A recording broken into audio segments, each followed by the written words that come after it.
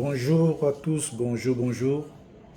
Shalom, que Dieu vous bénisse abondamment.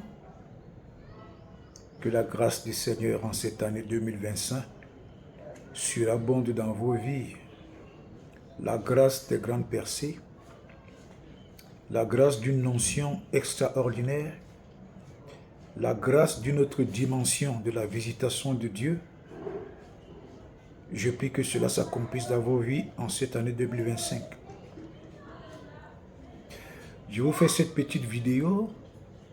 J'aimerais que vous la partagez également massivement. N'oubliez pas de vous abonner également. Parce que dans quelques heures, je vais effectuer un voyage missionnaire. Donc il y aura les moments où, quand vous ne me voyez pas connecté, c'est que je suis dans un endroit où il n'y a pas de réseau. Donc ne vous inquiétez pas. Quand vous me voyez connecté, c'est que je suis revenu à un endroit où il y a le réseau. Mais qu'à cela ne tienne, après la mission, je vais revenir dans le réseau permanent. Donc, je vais effectuer un voyage missionnaire ce soir. Et je crois que le Seigneur restera également vous entretenir. Et que le Seigneur soit également avec moi dans cette mission. Alléluia. Je voudrais vous laisser un bon petit morceau choisi avant que je ne prenne la route pour la mission. J'aimerais vous parler brièvement de connaître ton identité, connaître son identité en Christ. Parce que beaucoup d'enfants de Dieu également se font duper, se font tromper, parce qu'ils n'ont pas compris, parce qu'ils ne connaissent pas leur identité en Christ. Quand tu connais ton identité en Christ, tu ne te laisseras pas manipuler. Tu ne te laisseras pas tromper. Tu n'iras pas donner ta tête à n'importe qui pour qu'il t'impose la main. Fût-il un homme de Dieu qui prêche, le feu sort des narines. Donc ne vous laissez pas impressionner par les m'as-tu vu. Ne vous laissez pas impressionner par le bling-bling. Ne vous laissez pas impressionner par le parler en langue de quelqu'un. Ne vous laissez pas impressionner par les révélations. Ne vous laissez pas impressionner par des prophéties. Laissez-vous impressionner par la qualité du vase, par la qualité du serviteur de Dieu, la qualité de son comportement, la qualité de son témoignage. Même si cet homme ne parle pas le bon français, mais que sa vie est une vie de sainteté, d'intégrité, je préfère que vous écoutiez cet homme-là. Enfants de Dieu, n'écoutez pas n'importe qui. Faites attention au bling-bling. Moi, je préfère écouter un homme de Dieu intègre, vrai, qui vit une vie de sainteté, même s'il a le mauvais français, même s'il ne parle pas bien français. Ce vase est pur et mandaté pour transmettre la vie. N'écoutez pas ces hommes de Dieu qui ont des mauvaises vies, des mauvais témoignages. Non. Tout ce qu'ils vous transmettent, c'est le langage du serpent dans le jardin d'Éden avec Ève. Ça a l'apparence d'être des paroles de bénédiction, mais ce sont des venins que ces gens introduisent dans vos vies. Alléluia. Donc faites très attention. J'aimerais que tu découvres ou alors tu connaisses ton identité en Christ. Partagez massivement cette vidéo. Elle va révolter, elle va le booster, elle va défier plusieurs. Alléluia. Je n'entre pas en profondeur, je vais juste donner des versets bibliques et je vais expliquer en quelques mots. 1. Quand tu donnes ta vie à Christ, sache que tu es déjà enfant de Dieu. Quand tu donnes ta vie à Christ comme sauveur, Seigneur et maître personnel, tu es déjà enfant de Dieu. Maintenant, étant enfant de Dieu, tu dois faire des efforts pour t'éloigner du péché, pour t'éloigner du mal, pour t'éloigner de l'injustice, pour t'éloigner du faux, pour t'éloigner de l'impudicité, pour t'éloigner de l'adultère, pour t'éloigner de l'escroquerie. Bref, tu dois tout faire pour t'éloigner des œuvres du diable. Parce que tant que tu cohabites avec les œuvres du diable, tant que les œuvres du diable sont dans ta vie, il te sera impossible d'avoir des victoires dans les combats. Alléluia. Quand la Bible dit que nous partons en vainqueur pour vaincre, ça concerne ici les enfants de Dieu, les hommes de Dieu, les leaders qui vivent dans une vie de sainteté, de droiture, d'intégrité, de vérité, de justice, de sanctification. La sanctification dans son ensemble. La sanctification des oreilles, des yeux, de la bouche, de son corps, de son sexe, de ses pieds, de ses mains.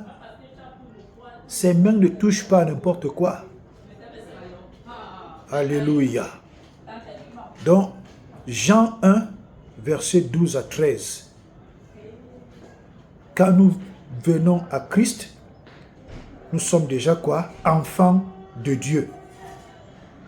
Dès lors que tu es enfant de Dieu, sache que tu es sous le leadership de Dieu, tu es sous le leadership de Jésus, tu es sous le leadership du Saint-Esprit.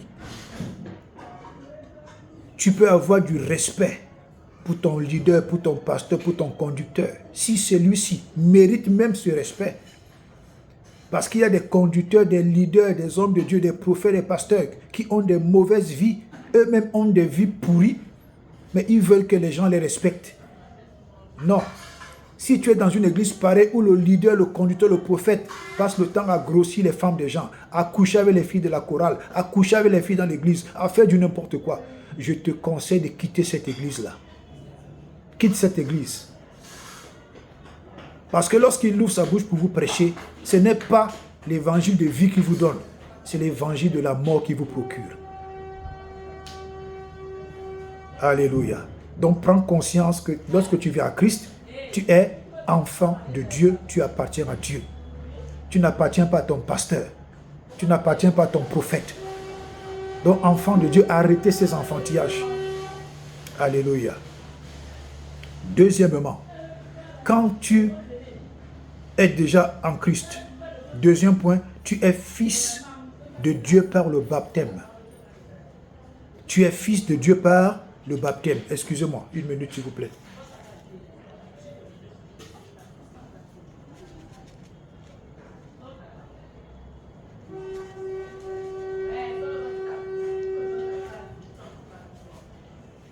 Ok, revenons. J'étais en train de dire, quand tu es déjà dans le Seigneur, tu deviens fils de Dieu par le baptême. Tu ne peux pas être dans le Seigneur 1 an, 2 ans, 3 ans, 4 ans, 5 ans, 6 ans, des années. Tu refuses de te faire baptiser. Oui, tu peux refuser de te faire baptiser au cas où ton pasteur a une mauvaise vie. Comme ça, cherche un pasteur qui a un bon témoignage, qui a une bonne vie, il te baptise là-bas et puis tu reviens. Ou alors il te baptise, tu restes dans son église. Tu restes dans l'église dont il a la responsabilité, pardon. Parce que les églises dont nous avons la responsabilité, ce sont les églises du Seigneur. Donc parfois, ce sont des pasteurs qui ont un abus de langage. Mon église, non. Nos églises appartiennent à Jésus. Nous sommes juste des intendants. Nous sommes des gestionnaires qui allons rendre des comptes au Seigneur au dernier jour. Alléluia. Donc, en lisant Marc 1, verset 9 à 13, quand tu te fais baptiser, Dieu lui-même atteste que tu es devenu son fils. Dieu atteste par cet acte d'amour dans le baptême que tu es devenu son fils. Donc tu es quitté du stade de enfant, tu es passé à stade de fils. Quand tu passes dans un stade de fils, tu dois tout faire pour grandir spirituellement. Tu dois tout faire pour avoir de la maturité. Tu dois tout faire pour te comporter comme un homme aguerri, une femme aguerrie.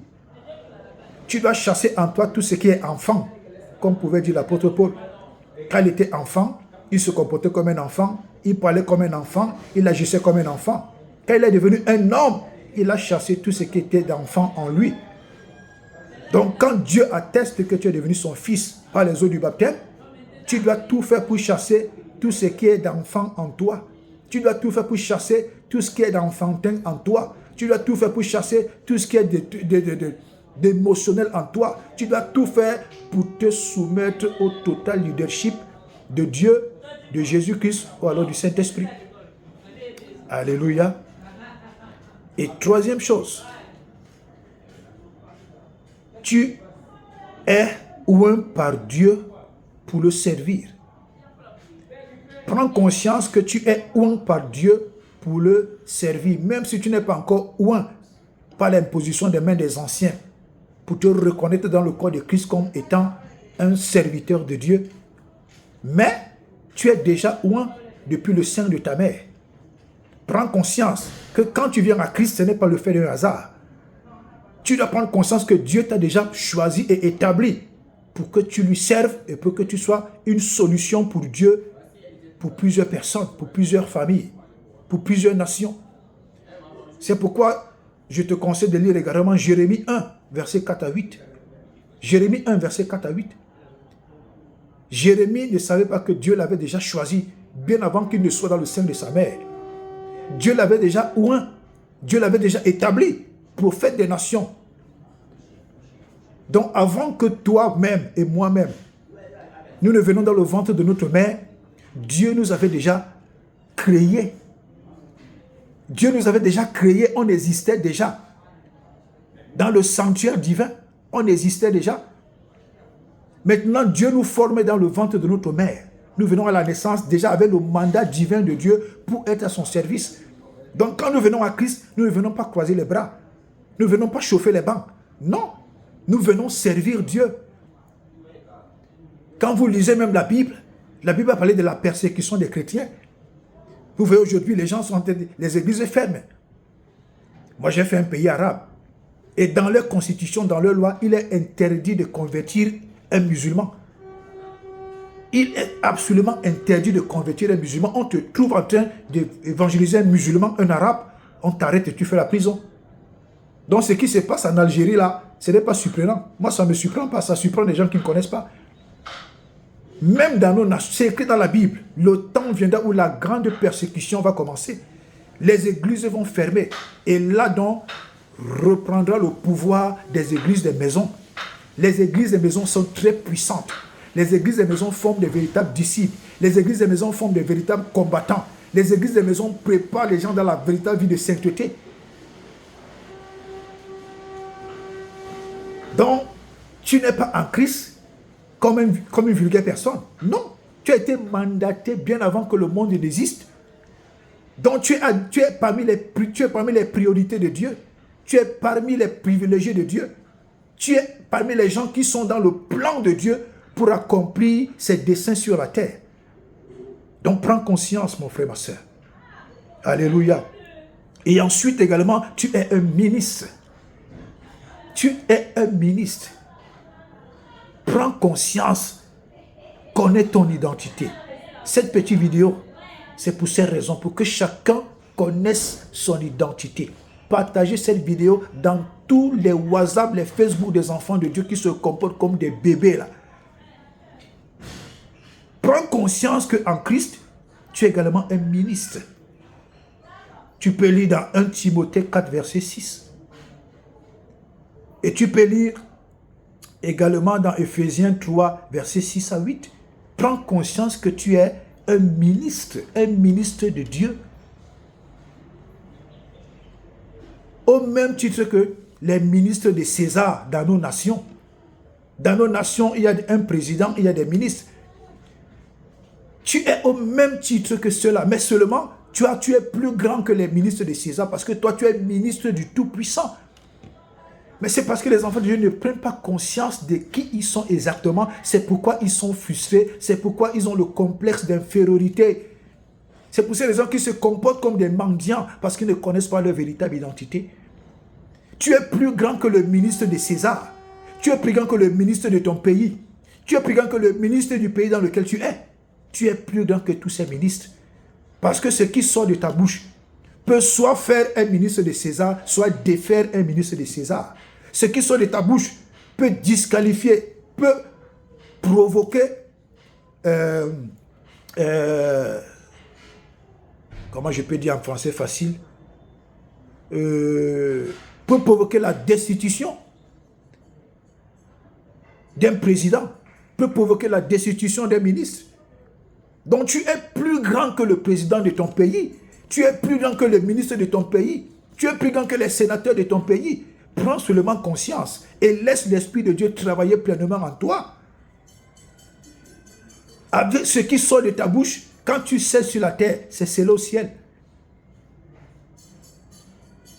Avec ta bouche, quand tu déclares quelque chose, même si c'est un ministre, un sénateur, un homme politique, un chef d'État, ce que tu déclares de ta bouche aura des effets.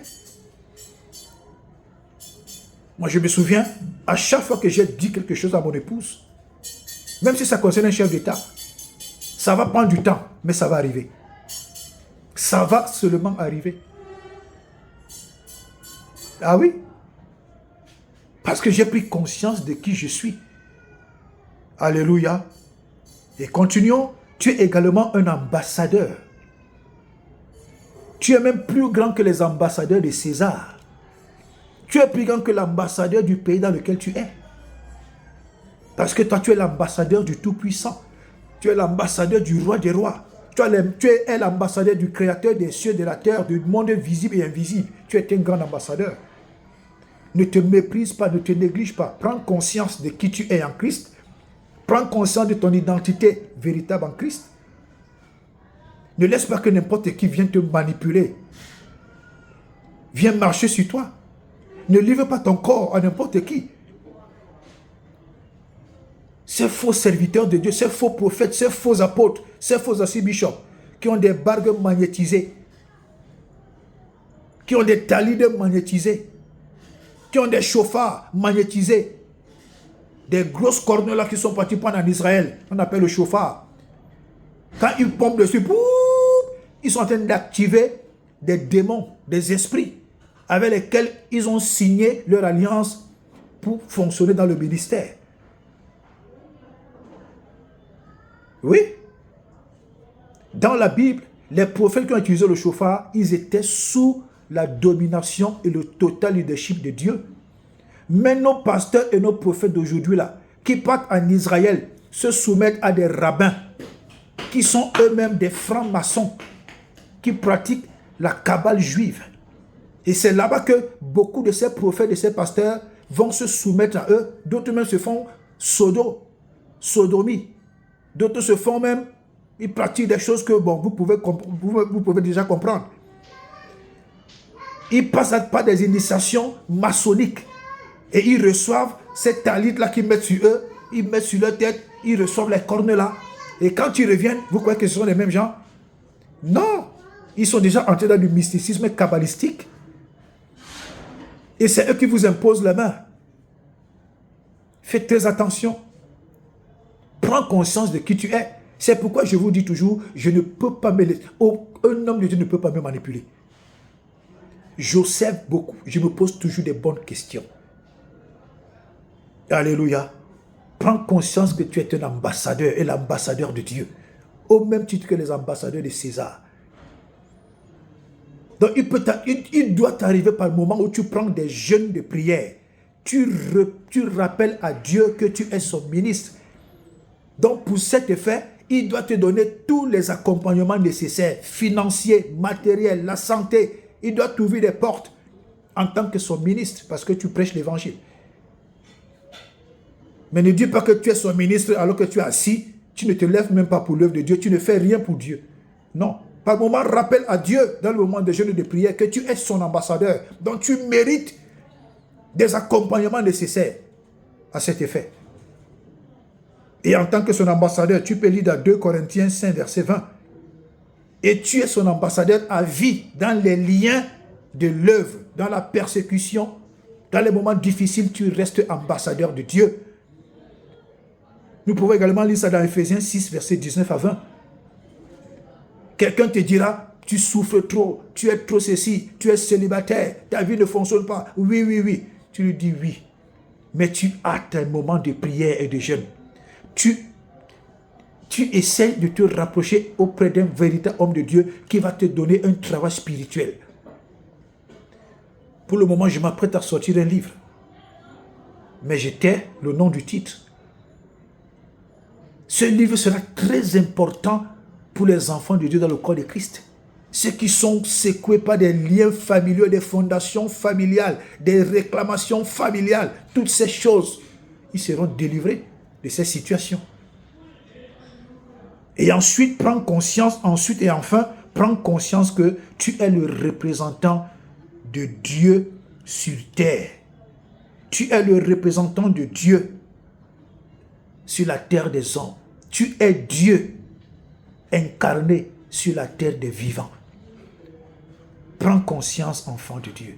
Prends conscience que tu es le représentant de Dieu et que tu es Dieu même sur la terre des vivants. Quand Dieu regarde, Dieu dit, mais ces enfants-là, ils ne comprennent pas qu'ils sont à mon image. Pourquoi ils se laissent aussi tromper, aussi manipuler? C'est exactement parce que beaucoup ne veulent pas apprendre. Ils ne veulent pas apprendre. Quand tu prends conscience de qui tu es en Christ, que tu es le représentant de Dieu sur la terre des vivants, que tu es Dieu même incarné sur la terre des vivants, tu ne te laisseras pas manipuler, tu ne te laisseras plus manipuler par un homme de Dieu. Là, tu peux lire ça dans Genèse 1, verset 26 à 30. Tu peux aussi lire ça dans 1 Jean 4, verset 15. Dieu a tout investi en toi. Dieu s'est investi en toi. Dieu t'a donné tout son potentiel. Dieu t'a mandaté. Pourquoi vous suivez ces prophètes-là comme s'ils étaient des dieux? Ils ne sont pas des dieux.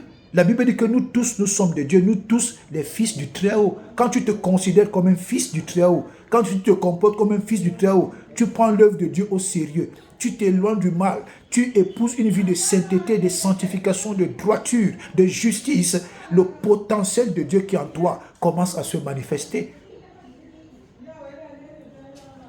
Oui. Et ces faux hommes de Dieu, ils ont un verset biblique qu'ils utilisent pour manipuler les consciences des gens.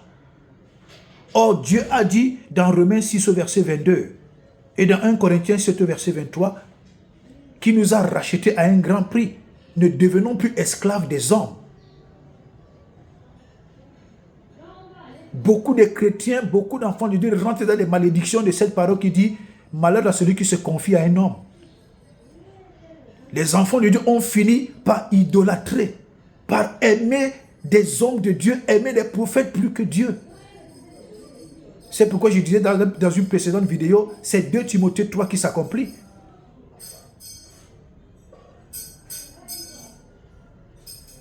Ce sont des hommes comme vous et moi. Ne leur donnez pas une si grande importance comme s'ils étaient des dieux. Nous tous, nous sommes des dieux. Mais quand tu ne prends pas conscience de ton identité en Christ, tu vas continuer de te comporter comme un bébé, comme un enfant, comme un abruti, comme un insensé. Aujourd'hui, vous voyez des enfants de Dieu qui ont des versets bibliques pleins dans leur bouche, mais dans leur cœur, il n'y a rien. Ils ne savent même pas qui ils sont. Ils ne connaissent même pas leur identité en Christ. Cette petite vidéo, c'est pour t'amener à comprendre et à prendre conscience de ton identité en Christ pour que tu ne te laisses plus manipuler par ces faux types qu'on appelle les faux prophètes. On reconnaît un arbre par ses fruits. Il y a des choses qu'un leader, on ne doit plus le retrouver dedans. Jamais. Il s'appuie toujours sur le verset de 2 Chroniques 20. 2 Chroniques 20, verset 20.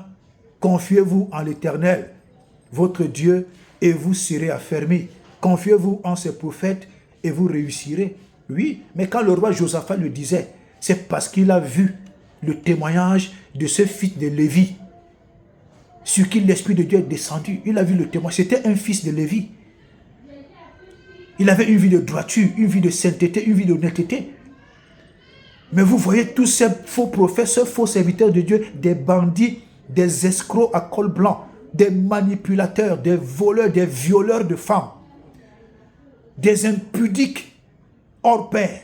Même ceux qui pratiquent, Satan ne peut pas se retrouver dedans. Des vrais abominables personnes. Mais ils s'appuient sur ce verset de 2 Chroniques, verset 20, pour vous manipuler. Ils ont des vies pourries. Or, quand le roi Josaphat prononçait cette parole, parce qu'il avait vu le témoignage vivant de ce fils de prophète. Ne vous laissez plus manipuler, enfants de Dieu. Connaissez votre identité en Christ. Devenez des véritables disciples. Alléluia. C'était le morceau choisi que je vous ai préparé avant que je ne prenne la route pour la mission. Donc, pendant un temps, quand vous ne me voyez pas connecté, ne vous inquiétez pas, c'est que je suis hors réseau. Et quand je suis dans le réseau, là, on pourra toujours partager. Alléluia. Donc, je vais loin dans des villages. Et puis, que le Seigneur me garde, que le Seigneur vous garde. Je continue de dire que l'année 2025 soit pour vous une année d'impact extraordinaire, une année de grande percée, une année où vous devez expérimenter une visitation extraordinaire et puissante de Dieu. Une année où vous devez expérimenter une autre dimension de la puissance, une autre dimension du feu, une autre dimension de la visitation de Dieu dans tous les domaines de vos vies. Je vous aime de l'amour du Seigneur. Priez également pour moi pendant que je vais dans le champ de mission. Priez pour mon épouse. Priez pour l'autre missionnaire qui s'appelle Jules Bikoula. Que le Seigneur vous bénisse abondamment. Partagez massivement cette vidéo pour conscientiser les enfants de Dieu, pour qu'ils comprennent qu'il est important de connaître son identité. Parce que quand tu connais ton identité, tu ne te comportes plus comme un enfant. Tu ne te comportes plus comme un bébé. Tu ne te comportes plus comme un fainéant. Tu ne te comportes plus comme un frustré. Tu ne te comportes plus comme quelqu'un qui est envahi par le complexe d'infériorité. Parce que tu es la représentation, l'incarnation du Dieu vivant sur la terre des hommes. Alléluia. Que Dieu vous bénisse abondamment. Shalom.